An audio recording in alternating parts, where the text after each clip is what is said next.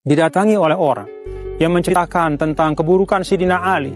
Seakan-akan Sayyidina Ali tidak bertanggung jawab, tidak mencari pertanggungjawaban dan tidak menangkap orang yang bertanggung jawab membunuh Sayyidina Utsman. Akhirnya terjadilah perselisihan. Akhirnya Sayyidah Aisyah keluar bersama beberapa sahabat dan terjadilah peperangan dengan Sayyidina Ali dan para sahabat yang lain. Itu yang disebut dengan Waqatul Jamal. Dua perang pertama di dalam Islam, di situ ada ghibah, di situ ada cerita-cerita tentang keburukan saudara yang menyebabkan terjadinya perselisihan dan bahkan pertumpahan darah. Pada masa-masa selanjutnya juga seperti itu, para pemirsa. Banyak sekali, bahkan di antara para ulama. Tidak sedikit para ulama yang memberikan penilaian tidak baik kepada ulama yang lain karena dia mendengar suatu kabar yang tidak benar tentang ulama itu. Imam Abu Hanifah sampai dipersangkakan buruk, sampai bahkan dituduh sebagai ahli bid'ah oleh ulama yang lain karena berita yang sampai kepada mereka bahwa Sayyidina Abu Hanifah ini menggunakan akalnya saja tapi tidak mau menggunakan hadis Rasulullah SAW. Seakan-akan beliau mengabaikan hadis. Maka kemudian banyak yang salah paham. Itu karena ghibah. Para pemirsa yang dirahmati Allah Subhanahu wa Ta'ala, kalau kita tarik ke konteks kekinian ya, kita, orang-orang di sekitar kita, sahabat kita, keluarga kita, rasanya pelajaran lebih dari cukup bahwa seringkali persaudaraan itu rusak karena ghibah. Seringkali silaturahim putus karena ghibah. Bahkan hubungan antara sekelompok orang bisa rusak dengan kelompok yang lain karena ghibah. Maka para pemirsa yang dirahmati Allah, saya ajak kita semua untuk merenungkan pesan Rasulullah SAW. Ketika beliau bertanya, apa itu ghibah? Lalu kemudian beliau jelaskan, ghibah itu adalah dzikruka akhaka bima yakrah. Itu menyebutkan sesuatu tentang saudaramu yang kalau dia dengar dia nggak suka.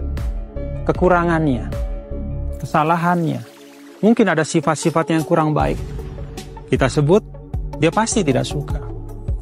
Para pemirsa, ghibah maupun fitnah.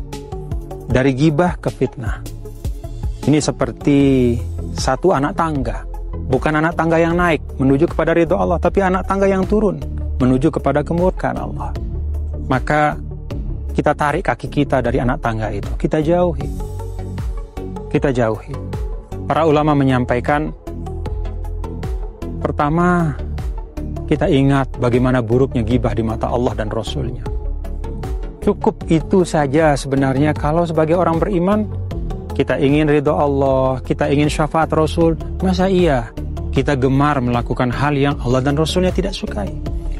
Yang kedua, kita ingat bahwa ghibah memakan kebaikan. Jangan sampai kita mengalami apa yang disebut oleh para ulama sebagai fata morgana amal. Rasanya udah banyak yang kita lakukan, tapi di akhirat tidak dapat kita nikmati. Karena kebaikannya diambil oleh orang yang kita gibahi di dunia. Orang yang kita fitnah apalagi. Yang ketiga, kalaupun katakanlah kita masih ada kesukaan mencari-cari kekurangan, maka jangan cari kekurangan orang. Carilah kekurangan diri kita sendiri. Dan yakinlah para pemirsa, itu nggak bakal ada habis-habisnya. Mencari kekurangan diri kita ini semakin kita cari makin banyak. Kalau mau menghabiskan umur di situ, kata Imam Ghazali, itulah orang yang beruntung. Menghabiskan umurnya, mencari kekurangannya untuk dia perbaiki. Kemudian yang terakhir, tentu saja yang merupakan pamungkas dan pesan dari Rasulullah SAW kepada kita. Man kana yu'minu billahi wal yaumil akhir falyaqul khairan aw liyasmut. Siapa saja yang beriman kepada Allah dan hari akhir, maka katakan yang baik. Katakan yang baik.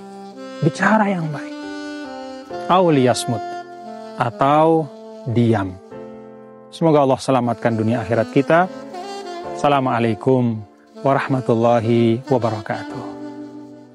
Bismillahirrahmanirrahim. Alhamdulillah ala ni'matil imani wal islam. Allahumma inna nas'alukal huda wat tuqa wal afaf wal gina. Rabbana zalamna anfusana wa illam taghfir lana wa tarhamna lanakunanna minal khasirin.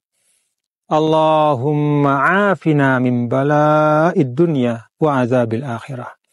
Ya Allah, selamatkan kami dari bala cobaan di dunia dan dari azab di akhirat kelak. Salimna wa sallim aba'ana wa sallimil ummah ya arhamar rahimin. Selamatkan kami, orang tua kami, dan seluruh umat dengan rahmat-Mu ya Allah. Sallallahu sallam ala sayyidina wa maulana Muhammadin wa ala alihi wa sahbihi walhamdulillahi rabbil alamin.